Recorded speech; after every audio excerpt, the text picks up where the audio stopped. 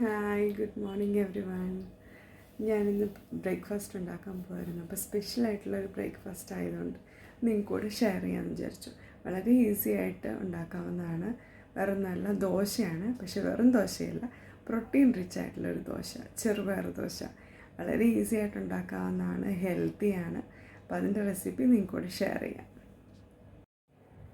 അപ്പോൾ ഞാനതിൻ്റെ ഇൻഗ്രീഡിയൻസ് എല്ലാം ഇന്നലെ രാത്രി തന്നെ വെള്ളത്തിലിട്ടിട്ട് ഇന്നിപ്പോൾ വെള്ളമൊക്കെ കളഞ്ഞ് കഴുകിയെടുത്തതാണ്.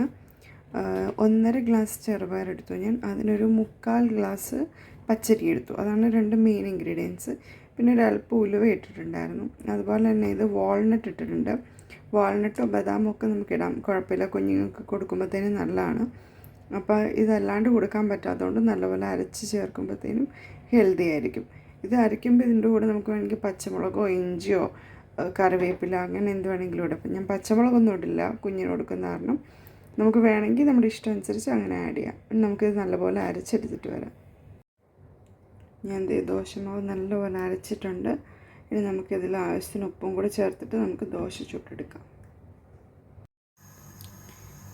അപ്പം നമ്മൾ പാൻ ചൂടായ ശേഷം കുറച്ച് നെയ്യ് ഒന്ന് തൂത്ത് കൊടുക്കാം. അതിനുശേഷം നമ്മൾ മാവിൽ ഉപ്പൊക്കെ ചേർത്ത് വെച്ചിരിക്കുകയാണ്. ദോശ ഉണ്ടാക്കി തുടങ്ങാം.